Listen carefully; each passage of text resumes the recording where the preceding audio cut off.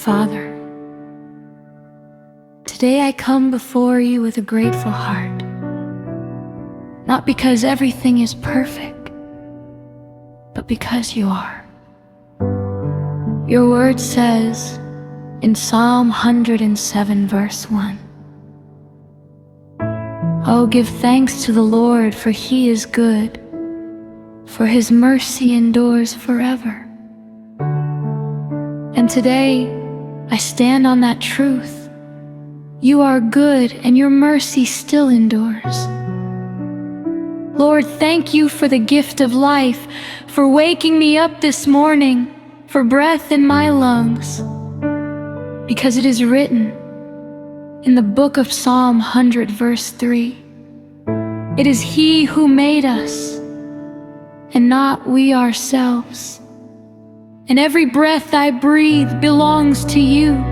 If I had 10,000 tongues, it still would not be enough to thank you. Thank you for protection seen and unseen, for dangers you blocked that I never knew about." Your word says, according to Psalm 27 verse 1, "The Lord is my light and my salvation, whom shall I fear?" And even when I walk through uncertain days, you are my shield. Father, thank you for provision. You supplied what I needed, not always what I wanted, but always what was necessary, because you promised in Philippians 4:19, "And my God shall supply all your need according to his riches in glory by Christ Jesus." And you have never failed that promise. Thank you for grace. Grace when I stumbled, grace when I doubted, grace when I was not strong.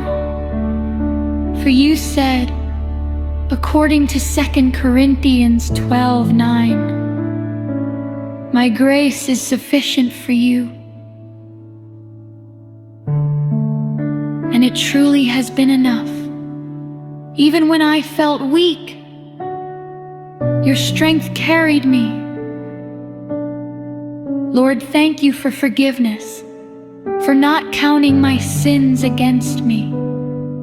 As it is written, according to Psalm 103 verse 12, "As far as the east is from the west, so far has he removed our transgressions from us." That means my past does not define me. Your mercy does. And for that, I am grateful. Thank you for peace. Peace in moments when anxiety tried to take over. Peace in the middle of storms. For your word declares in the book of Isaiah 26 verse 3, "You will keep him in perfect peace, whose mind is stayed on you." And you have kept me. Even when I didn't understand the situation, you guarded my heart. Thank you for your presence, because I have learned that your presence is the greatest gift. You said, "I will never leave you nor forsake you," according to Hebrews 13:5. And you have proven that over and over again. When I felt alone, you were there. When I cried silently, you heard me.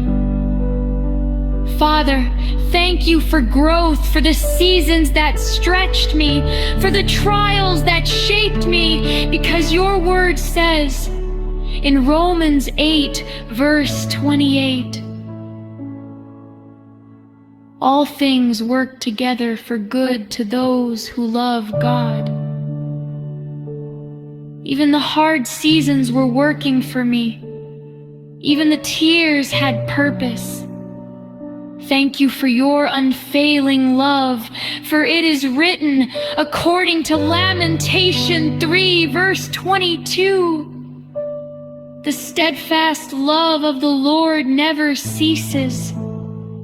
That means your love does not expire. It does not run out. It does not change with my mistakes. The book of 1 John 4:19 told me, you loved me first, and you still love me now. Lord, thank you for Jesus, for the cross, for salvation. Because your word says in Romans 8 verse 28, all things work together for good to those who love God. Even the hard seasons were working for me. Even the tears had purpose. Thank you for calling me chosen.